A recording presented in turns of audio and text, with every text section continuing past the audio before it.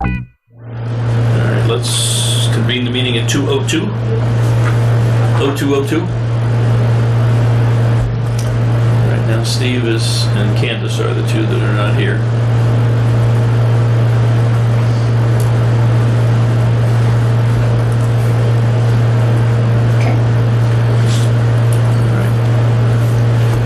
We don't have printed copies of the April minutes. We're sorting through some of that stuff now, some of the logistical stuff. So that's what Natalie was doing, is finishing up her notes on the April meeting. So why don't you just read that briefly, and then we'll approve that so we can close that out. And email immediately.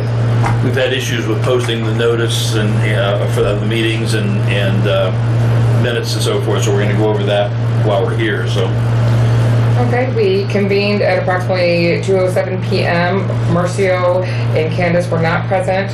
We discussed the visit with George Watkins and Joe Golick from the March meeting. We discussed sending postcards to all the veterans in Michigan City. We also discussed getting numbers and contact information from all the VSO organizations in the city of Michigan City, and we adjourned at approximately 2:40 p.m. That's fine. Motion to approve. Have a second? I'll second. Okay. Discussion, and all in favor? Aye. Any opposed? Any minutes are approved. Now, we have two items we're going to discuss, and I'm going to flip-flop them a little bit because I think we'll talk about meeting schedule and so forth after we talk about where we are and where we're going. And one of the reasons for that is we've had trouble having a quorum the past couple of months. I didn't hear back from Steve Moore, which is very unusual for him. All of us know him, and that's not usual for him. So I don't know if something else is going on that's taking up his time. He said he drove by and his truck wasn't there today. Again, the whole situation with Steve is very unusual because he's so pro-veteran and he's so dedicated to what we're doing. So I'm going to try to catch up with him personally, and before we meet again, figure out what the situation is and whether we need to ask that someone be appointed to replace him, or whether he wants to take a leave of absence, or what he wants to do, because that obviously has an impact too on, since we're only a 5-member board, whether we're going to have a quorum. Yeah, we've had a problem with that. I was in the hospital in May and got out of the hospital right before our meeting. I was in intensive care for 2 days. And then for a day after that, I had a massive blood clot in my lungs. And I didn't even know it. One of those situations where it literally could have killed me and I wouldn't have known why. But I was working all morning, felt a little out of breath, but no big deal. Walked down to the curb to pull the recyclable toter up to the parking lot, and was so out of breath by the time I got there, I almost passed out. Caught my breath, went into the radio station, worked for a little while. Remember, I forgot something in the car, walked back out to the car, and was out of breath again. So much so that I was bent over. I could not catch my breath. So I knew I had a serious problem, so I sat in the car and composed myself and drove myself to urgent care. Saw the doctor there, who immediately sent me to emergency, and I had a massive blood clot in my lung. Had it moved from my lung to my heart, it would have killed me instantly. The doctor, the on-duty doctor, said 50% of the people that have conditions like mine never make it to the hospital. So, but I was in intensive care for 2 days, basically to be monitored, and a day in the regular room, and they released me on a Thursday afternoon. I was back to work Friday morning. I was never in any real physical discomfort. I just had a life-threatening situation and didn't even know it. So I missed the May meeting. We've had some difficulties with quorums, and so that's why we need to talk about the ordinance says that we will meet quarterly. We decided in January we were going to start by meeting monthly. Whether we need to do that, whether we need to meet every other month, whether we need to meet monthly or quarterly or whatever we're going to do, I think it's one of the things we're going to discuss today. But I think we also need to discuss about focus, because I think we started out, we interviewed the veteran service officers, we talked about some of the things we could do, but I don't think we really focused on how we think we can be most effective. And then before we really got to do that, then some of these issues came up with with schedule conflicts, and as Keith said earlier, all of us have that situation. We all have times when something else comes up, whether it be personal or business related or job related or whatever. But we need to figure out what seems to make the most sense in terms of the direction that we're going in, and what we think we can do to be most effective. The veteran service officer said that trying to get some sort of a count of veterans in the Michigan City area would be helpful. We've kicked that around a lot. I'm not sure we've actually really determined the best way to go about doing that. No, but I think that is still the number one priority. I think it is. And I think probably we can be most effective, at least for now. In fact, I had a few things. There have been, because of what I do, just in the last week, I've gotten some information on state programs and regional programs that are related to veterans, and for a variety of reasons, some of them I haven't even opened yet, but those are the types of things. Maybe if they are serious, like state programs for veterans, for example, and expansion of veterans benefits and that sort of thing, maybe we can assist in getting the word out to the veterans in the Michigan City area that those services are available or those benefits are available, or how to go about getting those. Maybe that's certainly one function that we can participate in. I would also like to bring up that in the same path of first identifying the number of veterans and trying to get contact information for all these people, a week or two ago was the LaPorte County stand-down event that is done by Goodwill Industries, and they hold a huge event where veterans can come get food, assistance. I was actually there as a representative from the 3rd District for the American Legion. And they had the VA there, they had like a whole slew of people there for all the veteran services that are provided to the people in our county. They also took the contact information and got like addresses and stuff for the veterans that visited this event. So that's a possibility that we could reach out to them to see what kind of contact information at least we can get for the members, because I do know that there were several people from Michigan City, because I was there helping them assist with answering service officer questions for them. And to add a little bit more, another layer to what you just referenced as well, I think that it's critical that we have Anthony at the table, because he does extensive work with veteran services at PNW, and would have probably access to some of those resources and numbers and identification of potential veterans in the community, especially the ones that come through PNW or have some affiliation. So I think that by operating in that fashion, Anthony would be a great asset and a great resource to that end. Well, with your resource and Natalie's resource, they're looking at LaPorte County and a wider band than we've got. But if we can get that list, I'll be more than happy to break it down to Michigan cities. Right. I can also put into the newsletter that's going out for the squat post to see if we can share their information, which most of the time it's not an issue anyway. Yeah. So I do know that we have 264 at last count. It's in LaPorte. Veterans that are members of the American Legion squat post in Michigan City, right up here right up the road. And then we have several other veteran service organizations. I can reach out to some of them, but definitely going to need some help, because definitely getting overwhelmed with all of the things that I do and the many hats that I wear. So Yeah, I understand. That's what I say. If we can get the list, because yes, all veterans are important, but we're the Michigan City Veterans Commission, so I get the list. I can narrow them down to Michigan City veterans and their addresses and contact information. And it didn't even occur to me till we just started talking, but I had a face-to-face meeting with Congressman Visklowski in his office in Maryville last Friday. And I was there on behalf of the Indiana broadcasters, but it was only an IBA member and myself and Pete and one of his aides, just the four of us. If there are issues that are specific to veterans in the Michigan City area that I could speak with him about, I normally have one-on-one conversations with him at least twice a year. And so, there may be situations where that would be beneficial. It didn't even occur to me right now. When I talked to him last Friday, we had an IBA-related issue I need to speak to him about, and I called his office, and we made the appointment within 2 weeks.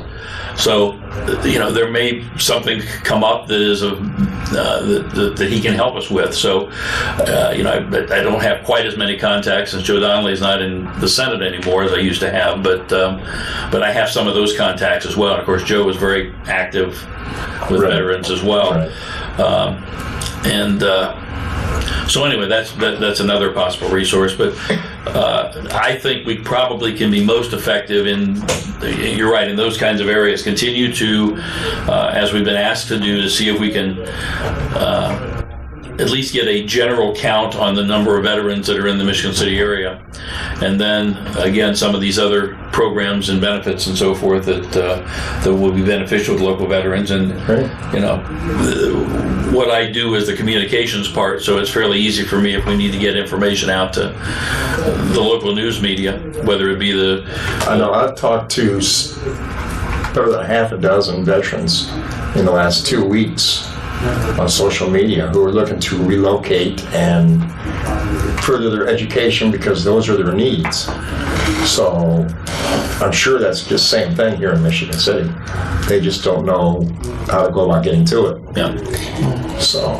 Yeah, and I think it furthermore validates why Anthony's at the table as well, because I think if the needs are for the veterans to be connected with post-secondary or college type of even not even so much college, but even maybe returning to school to finish up high school requirements. Right. And there's a very loss of like what the benefits are. Like for instance, post 9/11 will cover you to be moved from a rural area to accommodate your education funds. So, I mean, the more the veterans know about that, the more we can, get them educated and going towards higher education of what they want. So, even in technical schools. I was going to say, even technical schools, because a lot of them, they're used to being hands-on type individuals. They're not used to being, lawyers and doctors and it doesn't directly relate to education, but in a way it does, and that is we know that because this area, Northwest Indiana, is so connected to building trades. The building trades every day are losing members that are retiring, and some of them delayed because of the recession and needing health care and that sort of thing. Mm-hmm. But all the building trades will tell you, and the apprenticeship programs are there. Many of the building trades apprenticeship programs are begging for people to apply. They have openings, and many of them actually pay you while you're training, but you can't get into the building trades unless you finish the apprenticeship program. Yeah. And there are a lot of them around. There's the electricians are done right over here on 8th Street. The Carpenters Union in Hammond does boots to hard hats. I worked directly with them when we did Leon's triathlon. And a lot of the union apprenticeships, they prefer veterans because they're disciplined. They know, how to take an order, and they know teamwork. And they're going to be there. I mean, if they make a commitment, they're going to keep it. So is it safe to say, just looking long term, with the building and trades and manufacturer industry, that it's leading to a track where there's employment opportunities that's in abundance? Yes. There's the building trades are saying that, and I don't even remember the numbers right now, but there is going to be massive turnovers in the building trades in the coming years, and in short term, not long term, because so many of the building trades members are at or nearing retirement age, and they're not getting the response to the apprenticeship programs that they need to fill those jobs. So many people pushed, furthering your education as far as becoming, surveyors or architects or going to college after high school, that they didn't pay attention to the trades, and now they're screaming for it. And I know Michigan City's got several projects coming up that are going to need people that know how to weld. They're going to need to know people that know how to do plumbing and carpentry and electrical. Oh, that's all of it. Does Michigan City host a Veterans Employment Job Fair? Not right now, they don't. No. Maybe that's something that. Yeah, that's a very good thought. I'm glad you mentioned that.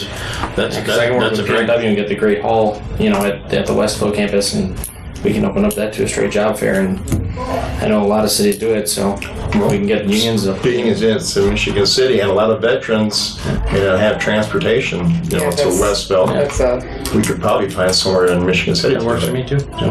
Well, but the Transit Triangle goes to P&W too, so. if they don't have a job, they probably don't have money to ride the Transit Triangle, so it's kind of like a risk. 50 cents a ride. I just dealing with the homeless veterans, some of them don't even have 50 cents, so. I understand. I mean, I think It's gonna be tough enough having getting us the word focus out. on Michigan City is, I think, where we need to be, unfortunately. I think that's what we're here for. Is the city. I think if we need to have it within the city limits of Michigan City, I don't think we'll have a problem finding a place to have it. I don't see that as an issue. I was just throwing that out there because. Oh, yeah, we right. get it. Oh, well, we appreciate it. I just. Yeah, absolutely. We've got to make it as easy as possible for them, or we're not being of service. And we can focus on Michigan City veterans, but obviously a veteran's job fair is going to be open to anybody that is a veteran that wants to show up. So. Oh, yeah. Yeah. Oh, absolutely. Because I know with my connections through the American Legion that it would not be hard to get our hall I was going to say, we could for a day. 51 for a job fair. Exactly. We could. I mean, we have a hall that it would not be an issue for us to utilize You know, a couple for the members. squad post. One or two, a couple One or two. officers. Yeah. I think we got it covered.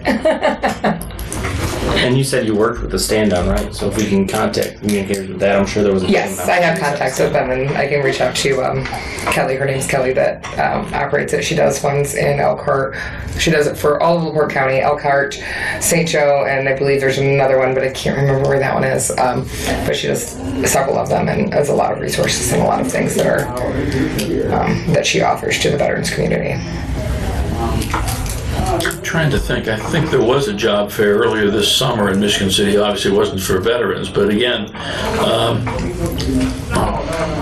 try to refresh my memory and see you put that on, because there's, I mean, the major employers will all tell you they're hiring right now. Oh, yeah. They're looking for people, and Work One will tell you the same thing.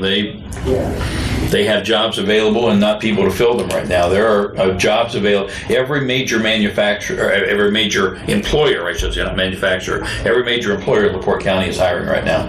So is this something that we as a commission are looking at doing ourselves, to where we will be contacting the trade unions or the building trades or the electrical unions or the employers to get this done? Or is this just We may an have to idea that reach we're out talking and get some about to get volunteers to somebody help else us. to? Yeah, because that's going to be something that If only we knew somebody that had a radio station that might be able to broadcast it, that we need help.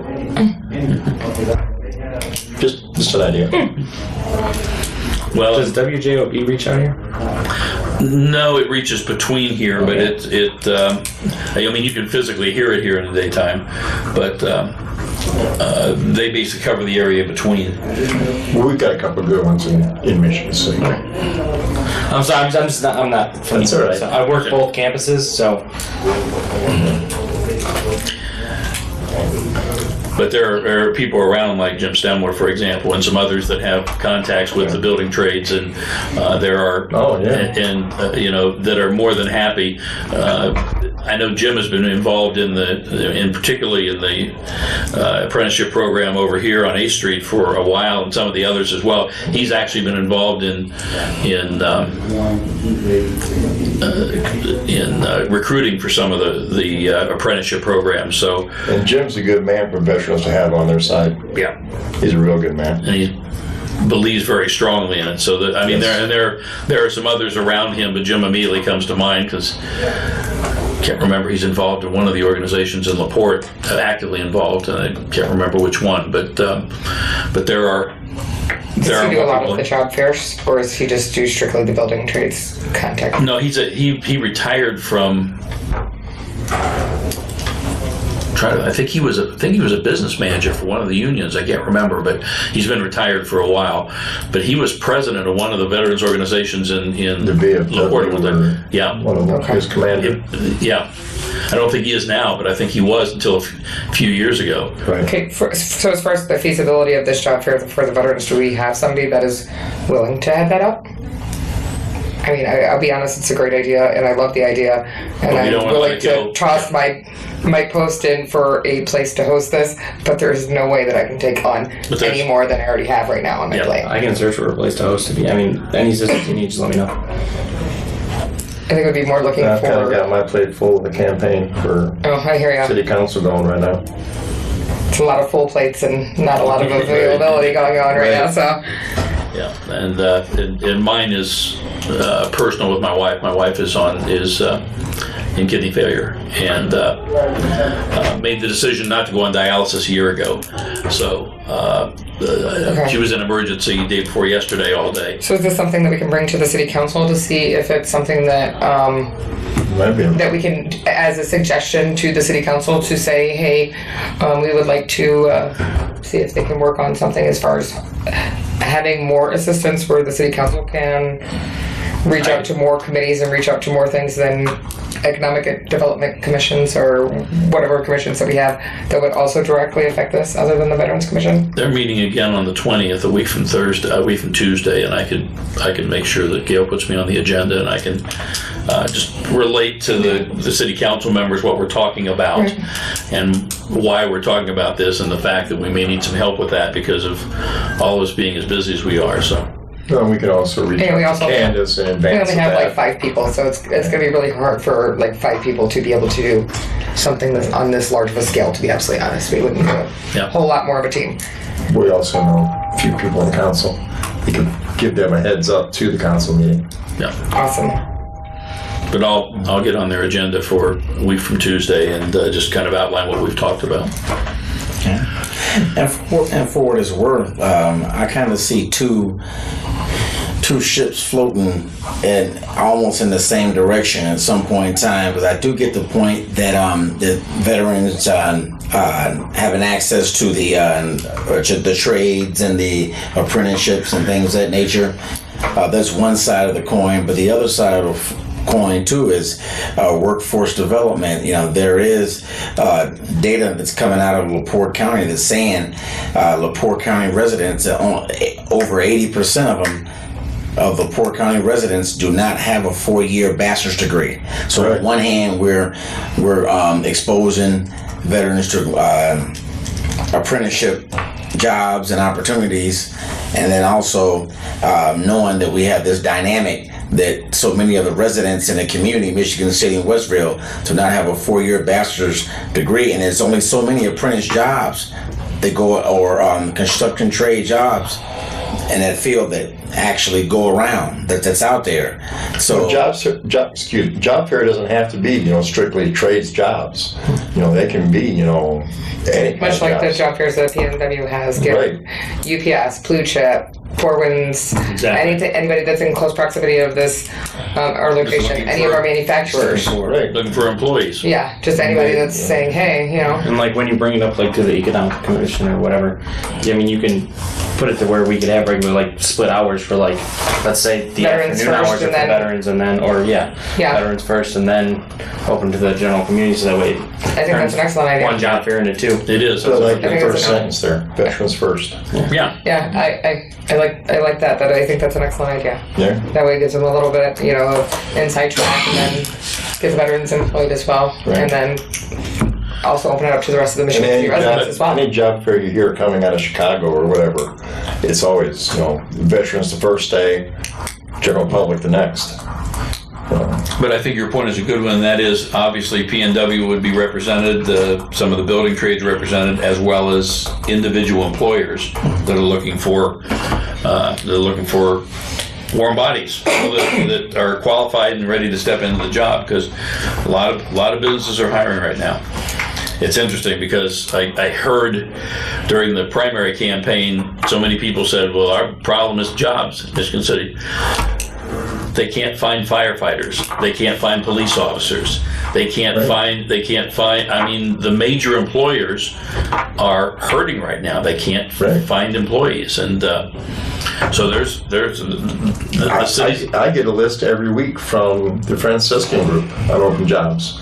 Yeah. And there's 3 dozen job openings there almost weekly. Blue Chip's going to add whether it's 40 or 60 new jobs when they open the new Stardust Event Center edition, and that's got to be open by mid-October. They're booked from mid-October to the end of the year, so they're going to be hiring. So not only for the new building, but they have such a turnover over there that they're always hiring. Yeah, well, they're Blue Chip is always hiring. They're with the addition of the Stardust edition, they're going to have close to 1,000 employees. So Yeah.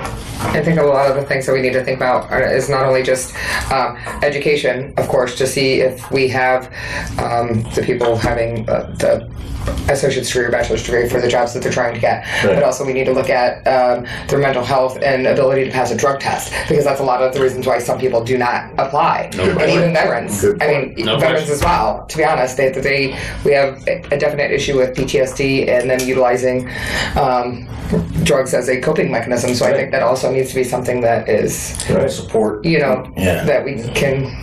I hear nightly how, if it wasn't for the green, I wouldn't be able to get through the day. Oh, Well, that might be a good man or a good woman that's just trying to cope. Sure. But this is something that could. it's also really hard with 12 miles Right. up the road with it being legalized. So Well, there's yeah. that. But I'm saying it's a coping mechanism, just to get through, Absolutely. 24-hour day. but in many cases, you're unemployable when you're in that situation. Right. Yeah. So Mostly. Yeah. Yeah. And I know that people face that, especially with the type of people that come to see me for veteran services, and it's really hard to get them a job that's not $7.25 an hour or fast food or entry-level retail, to where they don't do the drug testing, but get them actually employed, but they're not getting as tell much as them they're worth. that you got to leave that brownie or that cookie on the table Yeah, or because leave it pretty down. soon you can't afford them. Yeah. Yeah, but don't you guys think that the big retail architects and the managers of these Fortune 500 companies, that they look at that type of data and information because it determines what wages that they can offer, and that they see that most of the residents don't have a 4-year bachelor's degree? That translates into $8 an hour, $9 an hour on a retail type of. Oh, I don't doubt that they do, but I don't think there's anything that we can do But about the issue it. there is, it's not the Fortune 500 companies.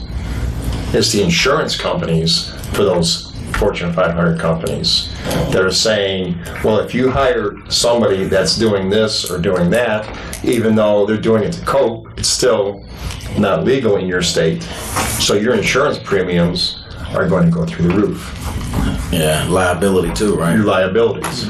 Yeah. So, Good point. I never looked at it that way. Well, and the tendency is to say the fast food or the lowest level jobs, but they're paying pretty decent wages now with some pretty good benefit packages, and they have, I can tell you, the McDonald's restaurants in LaPorte County, the 6 of them are one of the largest employers in LaPorte County. They employ over 1,000 people, Right. and they can't find people. Yeah, I don't think that they're paying enough to be able to actually live on as a full-time wage Well- by themselves. I don't even think you'd be able to afford an apartment and pay your bills working at McDonald's. Living at your Walmart either, living at right. your mother's house or doing a roommate or things of that nature, but I still don't think that is a there's been a job career for the plan. family. Yeah, exactly. Right, yeah. A career plan for some of the Problem veterans is, that we're talking about, because most you- of our veterans If you pay $15 an hour at McDonald's, you're going to have $12 Big Macs, Thank and you. that's the problem. so. Which has been my Because- argument since they pushed it. Because that's where it comes from. If you're going to pay $15 an hour, that money has to come from somewhere. So you're going to have $12 Big Macs. Everything's and if gonna you're be willing, jacked up. yeah, if Well, you're they had willing, to cut hours. That's a big thing. Like with my girlfriend, like half of the people, she works at Baker Square, and half the people just left to go to work at a Mexican restaurant that was paying $14 an hour. Problem was, they're paying $14 an hour, but they're getting half the hours they had at Square. Right. So you get I a know- $3 raise, but you get half the But hours. with our veterans, at least we know that we were talking about people that have the children. They have families. Most of the veterans are not single individuals. Most of them have wives, kids. Most of them have already established our lives at some point. So we come with just not a single person. So working at McDonald's, honestly, I don't think it's Right. but I capable for them. I just know of someone who worked for a short time for a business in LaPorte County that's been in business for like 30 or 40 years. They employ, 40 to 50 people. They pay $10 an hour, And some of the employees have been there for over 20 years and have never received a raise. They work 4 10-hour days. I don't even know how it's structured, because over 8 hours you got to pay time and a half. So I guess it comes out to $10 an hour, but that's what they're paid. They're paid $10 an hour for a 40-hour week. They work 4 10-hour shifts, and if they don't like the shift, or they don't like the fact that they haven't gotten a raise for 20 years, they can move to somewhere else and they hire somebody else. So it's not, I mean, it's not just the fast food restaurants. There are other employers right here in LaPorte County that are in the same situation, and the alternative is, It's a sad thing. the alternative is you're not employed. I mean, Exactly. you may not have the skills to be able to get the $20 an hour job or the $25 an hour job, and that's where training comes in. But and that's where education and training comes in. But if you're not qualified for those jobs, that's the problem right now. Find people who are willing to, as Natalie said, to pass the drug test and show up and decide I'm going to be at work every day. Because a lot of people show up for 2 or 3 weeks and all of a sudden you don't see them anymore. They just don't walk in one day and you don't hear from them again. So there's an attitude of not understanding responsibility, and so it is a complicated situation. You're I think it's absolutely just right. there's multifacets to it. I don't think there's no any one question. answer. So Oh, there isn't. Absolutely not. It's difficult. Well, okay. But I really do like that idea of having that job fair I do too. for veterans. I think that would be somewhat of a signature program that this committee could latch onto and really get us started. I think that's Sure. a very good idea. So I will go to the city council on the 20th and tell them we need some assistance. And as I said, I'll reach out to Jim Stemler. Let me give it some thought, because I know some other people that are connected to the building trades, and we'll see if maybe we can plug into that. So I'll tell you what, knowing Jim, he'll jump right on board and he'll run with it right along with us. oh, no question. That's the kind of guy Jim is. Yeah. When it comes to veterans. Awesome. Yeah, I think that also a part of that conversation is having some conversation about levels of support, intervention and support that has to do, but not limited to, the drug component, passing a drug test, or maybe there are some legal issues within the court system that veterans can get support on, or any type of substance abuse or ailments that could be a hindrance for employment, that we offer a level of support with the community connections that we're able to latch on to for support for veterans. Maybe an organization like Swanson Center should be involved in something like that, just to provide information. I mean, there's some other aspects to this. We're talking about a job fair, but we're also talking about assistance to veterans. So maybe that can be expanded a little bit. The Salvation Army too. I know that there's a listing of services that we utilized for exactly that, with legal, with mental health and stuff like that, for the homeless individuals in Michigan City when I worked for Citizens Concern for the Homeless. I will see if I can get a list of those services that we had on speed dial, whether it was financial assistance through Catholic Charities, or whether it was mental health through, and I do believe it was Swanson Center that offered mental health visits and stuff like that through Medicaid, or had people that signed them up for insurance if they were not VA healthcare eligible. So I'll work on, I'll send out an email to my former... And Candace may be able to help with that too. Yeah. Well, right now I've got 4 more days of what I've got to go through. But after that, my schedule's wild. So, you get this information, these locations. If you're comfortable with it, I'll go represent us. I can, because I know all you folks are working. I don't have that problem. Must be nice. It's real nice. So, if somebody needs to go door knocking, and if you're comfortable with it, I have no problem going and representing us. Okay. I think that'd be fabulous. That would Yeah. take a lot of our plate, and it would be actually something that we can physically get done without instead of just... And it'd get me off of that honey-do list. Eh? But Ron, can we, is it appropriate for us to kind of grab some or get some group consensus on that whole notion about our frequency of our meeting? Because I know we've been apart. That's what that's exactly what we're going to talk about. That's next. The first thing that's next.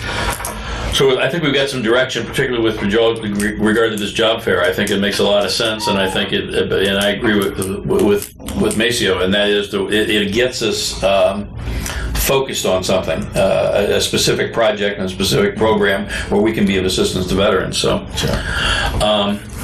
But yeah, I think there's a couple of issues with the meetings. One, how often do we want to meet? Do we want to meet every month, every other month, every quarter? The second is Friday at 2 p.m. when we should be doing that, or is there a better time that's better for everyone else? Does it matter? Wednesday Because, at 6 p.m. Monday at 8 a.m. Oh, so good time for anybody. Is there a better time for you, Natalie, than? Fridays are honestly one of the better times. Unfortunately, we had went through some structural changes as far as the American Legion went, so I'm now the 3rd District adjutant, which covers St. Joe, Marshall, LaPorte, and Elkhart counties. So for the past couple months, I've been incredibly busy going all over the place, going to Indianapolis, going to various locations, trying to get everything in order. And I'm wearing a lot of hats as far as the veterans services go. Afternoons are usually not, after 4 p.m. is usually not an issue for me throughout the, so anytime after 4 p.m. Any day or on Friday? They would be okay. Well, any day, with the exception of Mondays. Mondays are really not a With good weekend day. coming, I don't know if after 4 on a Friday would make the most sense, but I mean we could do that if it's best for Well, everybody. even Wednesday through Thursday after 4 p.m. Mondays are not a good day for me at all. So I'm Does it matter for jam-packed you? from till 8 p.m. I'm pretty flexible. Granted that if I'm in towns, I take a lot of kids on college tours and out of state type of events though. But if I'm in town, I can be here. That's no Anthony, problem. is it your intent to come to some of our future Yes. meetings? Is that the plan? Good. That was the main plan. Yeah. Is there a time that's So I'm at the Westville campus on Tuesdays and Thursdays. okay? But anytime you guys set up, I'll make it. So Well, that was something else I was going to ask. I know with boards you're supposed to have odd numbers to break up the vote or whatever. And I know we've all been asked by the mayor or appointed by the council. But if he wants to join the team, I've got no objection to it. Well, and The more hands on deck, the better. At this point, he couldn't be a voting member because the commission was created by ordinance. But he certainly can be a participant the same way Candace is. Candace is not a voting member either. She's a liaison to the city council. Sure. But she still, as a member, she still participates. So, and if, when she leaves the council at the end of the year, I assume the council will appoint somebody else to replace her. So, And I would try Anthony to can make do the that same make- thing. I mean, it's not like any other board or commission where other people are involved. The Historic Review Board, for example, that meets in this room, the planning department is actively involved in that because of what they do and those sorts of things. So that's not unusual at all. So Well, even if Steve's not able to make it, then we at least have an option to go forward with whether his appointment. I believe his appointment was by the mayor, so at least we have an Well, that's option what I'm that gonna somebody do. knows what's going on Yeah, instead of bringing somebody in that's blinded by everything. I'm going to contact Steve and find out, what his situation is, because I know he was very committed to this, and the veterans in general, and there just may be some reason why he's just not available now. But it was so unusual that he didn't even respond to my email, so I'm going to need to catch up with him and find out what's going on, and I will do that too. So, but maybe, do we want to meet 4 o'clock on a Thursday, at 6 o'clock on the council meets every other Tuesday. it's the second and the first and third Tuesday at 6:30. There are other meetings too. We'd have to check and make sure what. I when think this room is the biggest available, issue, I think that would be the biggest issue is the availability of here. I think we probably need to look into that before we make a decision on what time we can meet. to make sure that we have the space available to meet. Well, let's We have 2 conference rooms, plus we have rooms downstairs. yeah. I mean, is Friday at 2? I mean, I know that it's been a bad time previously, but a lot of it was because of your health, and a lot of it was because I was out of town in Indianapolis working for the Legion. But is Friday at 2? I mean, because I'm going to be completely honest with you, if we change the time, we're going to have to send out an amended schedule to everybody I else. understand. And to be absolutely honest, I am new. This is my first committee appointment ever, so I am trying to learn this, and it's just frustrating at times. So I don't always get the right things out at the right time, and then I end up getting yelled at, and then I'm like, oh my gosh. So if you change it, then it's, I mean, oof. Let's see, September. Yeah, we'll be through Labor Day. The first Friday in September at 2:00. That would be after Labor Day. So I believe it's second. I think we're second Friday. Yeah, we're second Friday. Or second Friday. I'm sorry. Yeah. So that wouldn't be an issue. Well, why don't we meet on the second Friday in September at 10:00? Table this until and then September 13th would be the date at 2 p.m. Let's do that, and then in the meantime, we'll gather more information about the things we've talked about today. Maybe we'll have a clearer direction in terms of this job fair. Because there's obviously more than just a location. We're going to have to decide when to have it. We're going to have to decide what hours. Going to have to get the word out to the employers. We're going to have to, we're going to have to talk to employers in the building trades and get the words out to veterans. They're going to start hiring for Christmas. There's going to be some work that's going to be done. Issues. So at least for the retail aspect for a lot of our industry. So if it's okay with the group and if it's okay with Anthony, can he be plugged in on the emails that target the meetings and now you see that you went and got Natalie some more work, man. I don't know about that. Only if it's okay. Yeah, that's fine. Obviously, I just want to go on record to say that I'm probably the worst secretary ever. I think you're fine. I think you're fine. The dates and times are, I'm trying with all of the meetings and all the stuff that I do, trying to get this one is different. This one's that one. This one's that one. And I'm Natalie, you're doing fine. You're doing fine. You're doing fine, Natalie. I saw the exchange of emails. You're doing absolutely fine. Yeah. And I've known some really bad secretaries. So. I'm trying my best. All right, cool. Thanks. I will try to get you added. If you can look and make sure that he ask, or if you see him, say, hey, did you receive the email? If you didn't, then shoot me an email because I messed up somewhere. Yeah, and I thank you all for embracing Anthony. He has a wealth of knowledge and has a passion for the things that we've talked about and things of that nature, and I think he'll be an excellent asset. Well, the big thing is we want anybody that's interested, we want to do what's best for veterans, and that's what the bottom line is. So the more the merrier. And I was a part of a group like this in Southern Illinois, the Southern Illinois Veterans Coalition. I was a member of that group, so as soon as he told me about a group up here that was Can you spell your last name for me, Anthony, so I can reach you? Pilota. Pilota? OTA. Okay. All right. Well, let's do that. Let's meet in September at the regular time, at the time we've been meeting, and then we can all give it some thought and decide if maybe we need to meet every other month. If we're going to put this job fair together the way it's going to need to be, especially with some urgency, we're probably going to have to meet every month for a while.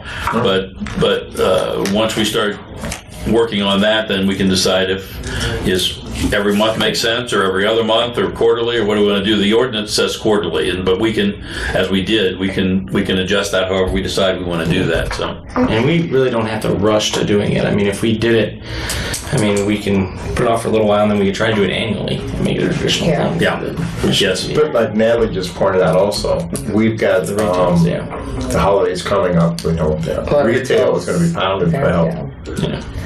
So whether we can put it together that quickly, that's the big question. Yeah, that's the big issue. I guess it's if we can get some help from when we ask the city council and the various other people that we're going to talk to. Well, we can talk to retailers, about the fact that they're going to need help and how much help they're going to need. Maybe we can just find the veterans ourselves. I think we can do that directly through the chamber. Yeah. Most every organization, retail organization, and even the manufacturing organizations are members of the chamber. And I have absolutely no doubt the chamber would be more than happy to be involved. Send out a mass email saying, "Hey, are you looking for employees? We're looking at hosting a job fair. Please get back to us." And Or, see what kind of feedback we got. we find out that the retailers need 100, positions filled. We can put notices at the Legions. Well, and again, Work One, they have an office in Michigan City. They I have an believe they office. have a veteran service officer for LaPorte County as well. So there's something that we talked about. Yeah, they're over here. The at 8. outlet. They're over here at 8. Their hours are a little wonky, but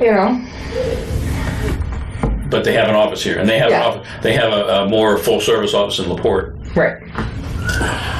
All right. Well, Like I say, even if we can't get them out to all the veterans in Michigan City, Right. See we if can get just to post it somebody. at Legions. We got posts, Facebook and Instagram for LaPorte County veterans and Some stuff like of that them as well. some work. All right. all right. Does anyone else have anything that we need to discuss? Would we have, Anthony, would we happen to have an idea of how many veterans that actually attend the Westville campus? The Westville campus, I'd have to look. I do have an Excel spreadsheet that breaks it down, but I'm not for certain. I think it's near 150 or so, 150, 160. And that's spread out throughout the entire Northwest Indiana. Yeah. Right? Okay. Well, I think a lot of them are Balboa as well. Okay. That's what. Okay. And we want to narrow it to The Michigan City area. Michigan City Yeah. Board, yeah. Right. We're a Michigan City board. Our hands are kind of tied if we start doing stuff in other. I think we'll have other commissions coming after. Sure. Is there any way that we can get an idea of how many of those Michigan City based? I can contact IR and they can go through Banner and see who's designated as a veteran and then who has a Michigan City address. That'd be terrific. That'd be terrific. Because we've met with the. Were you here when George Watkins and Joe Golick were here, the veteran service officers? Were you here with that meeting? I don't remember if you were. Was that early on? Yeah. That was in March, I believe. Yeah, I believe that I was Okay. there. It was the March meeting that. Those are the two veteran service officers, and the county is still trying to hire a part-time veteran service officer, but they haven't replaced George yet. So he's still 2 days a week in Michigan City. So, And really having, and I know it's not the best way to do it, but like going to pancake breakfasts and going to fish fries and things like that, and talking to a lot of veterans, a lot of people have enough on the ball that if they've got time on their hands, they could probably fit into that position. They could probably be, well, the big somewhat educated to the. The big thing about the veteran service office is you have to have the training to know, again, what the programs are and how to interact with VA, because it is very, very difficult to do that. Right. It's a week-long program the American Legion puts on in Indianapolis, and it's PowerPoints. Lots and lots of PowerPoints. George told me a couple of weeks ago, I think it was, he spent 4 hours with a veteran, and I think that was like their third meeting. So you just, every situation is different. It depends on, what their issues are, what they're looking for, and that sort of thing. But you basically are not going to get veteran services unless you go through a veteran service officer. Right. And if the veteran service officer doesn't know the ins and outs, it's going to be just as difficult for that veteran service officer as it is for the veteran, him or herself. So, But also, it's like any job that posts something somewhere Oh, I that agree. says experience required. Well, if you've well, and see, got I a think that's specific type of employment that you need, part of what what your odds for finding experience help. That's part of what the county council didn't understand.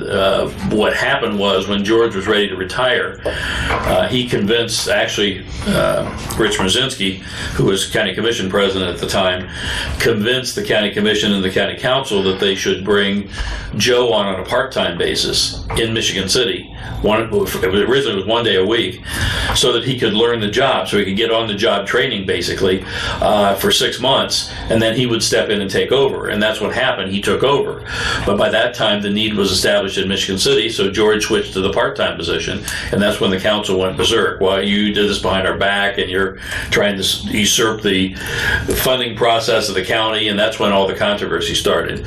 But that was the plan. The plan was that Joe would on-the-job training basically in Michigan City for 6 months prior to taking over full time, and so he was able to figure out the process and figure out the requirements while he was doing that.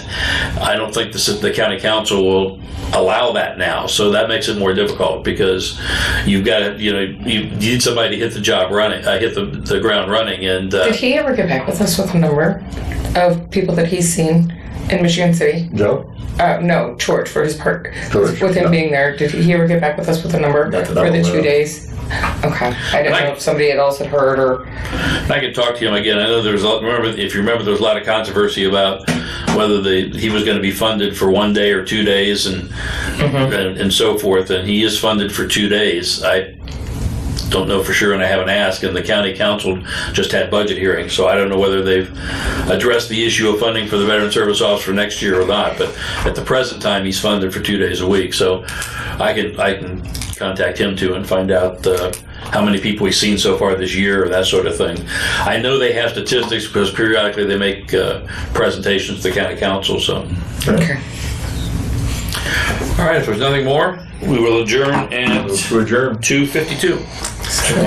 Okay, we have a motion to adjourn and the second. All in favor, aye? Aye. We are adjourned. All right, thanks everybody for coming. Anthony, thanks for coming.